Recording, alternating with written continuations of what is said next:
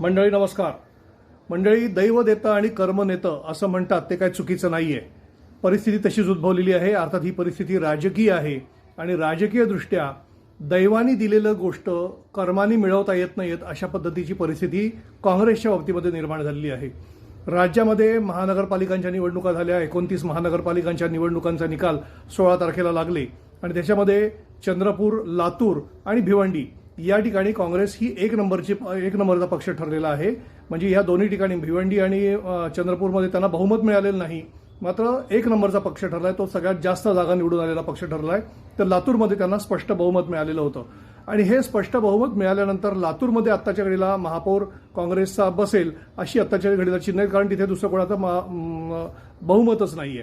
मात्र चंद्रपूरमध्ये आणि भिवंडीमध्ये अशी परिस्थिती नाहीये. चंद्रपूरमध्ये तर परिस्थिती अत्यंत हाताबाहेर गेलेली आहे. काँग्रेसचे जे दोन गट आहेत, खासदार प्रतिभा धानोरकर, त्यांचे पती शिवसेनेतून आलेले होते, बाळू धानोरकर, त्यांचं निधन झालं. त्याच्यानंतर प्रतिभा धानोरकर या खासदार झालेले आहेत किंवा त्यांच्या जागेवरती निवडून आलेले आहेत. त्याच्यानंतर तिथले जे दुसरे नेते आहेत चंद्रपूरचे, जे राज्याचे नेते आहेत, विजय वडेट्टीवार एकेकाळी विरोधी पक्षनेते होते, म्हणजे गेल्या विधानसभेमध्ये विरोधी पक्षनेते होते आणि आता ते गटनेते आहेत विधिमंडळ पक्षाचे. मात्र या दोघांमधून विस्तव जात नाही अशी परिस्थिती आहे. गटबाजीला काँग्रेसनी इतकं घेरलेलं आहे की एकमेकांवरती हल्ले करेपर्यंत परिस्थिती निर्माण झालेली आहे.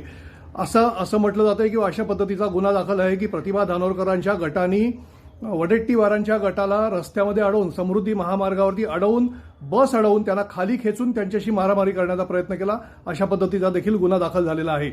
इतकी गंभीर परिस्थिती जर काँग्रेस पक्षामध्ये चंद्रपुरामध्ये निर्माण झाली असेल तर तिथे काँग्रेसचा महापौर बसेल कसा, अशी परिस्थिती झालेली आहे. तिथे दोन्ही गटांनी वेगवेगळ्या पद्धतीने गट नोंदणी केली आहे आणि आपले वेगवेगळे गटनेते निवडलेले आहेत. बघा, परिस्थिती अशी आहे की आधीच त्यांच्याकडे बहुमत नाही, त्याच्यामध्ये त्यांचे वेगळे गट झालेत, त्यांचे गटनेते वेगळे आहेत. दोघांनी एकमेकांवरती नोटिसा बजावलेल्या आहेत आणि नोटिसा बजावून बैठकीला हजर राहायला सांगितलेलं आहे. आता हा वाद जो आहे तो नगरविकास विभागाकडे पोहोचलेला आहे. अर्थात नगरविकास विभाग जो आहे तो राज्याचे शिवसेनेचे नेते आणि उपमुख्यमंत्री एकनाथ शिंदे यांच्याकडे आहे. त्यामुळे त्यांच्या प्रभावाखाली काहीतरी आदेश होईल असं म्हणायला काय हरकत नाही. आपल्याला तसं थेट म्हणता येणार नाही, परंतु राजकारणामध्ये हे असंच होत असतं. त्यामुळे परिस्थिती निर्माण काय झालेली आहे, आता हा वाद जो पोचलाय तो दिल्ली दरबारी पोचलेला आहे दोन्ही गटांचा. आणि हा दिल्ली दरबारी राष्ट्रीय सरचिटणीस आहेत के.सी. वेणुगोपाल यांच्यापर्यंत पोहोचलेला आहे आणि त्यांच्या दरबारी काहीतरी सुनावणी होणार आहे. नेमकं काय होतं आपल्याला त्याच्या घडीला माहिती नाही, परंतु पुन्हा एकदा दैवानी दिलेलं होतं, मात्र कर्मानी हातातून घालवण्याची वेळ काँग्रेसनं आपल्यावरती आणलेली आहे. चंद्रपुरामध्ये तर सध्या तरी ही स्थिती आहे. पाहूया नेमकं काय होत आहे ते.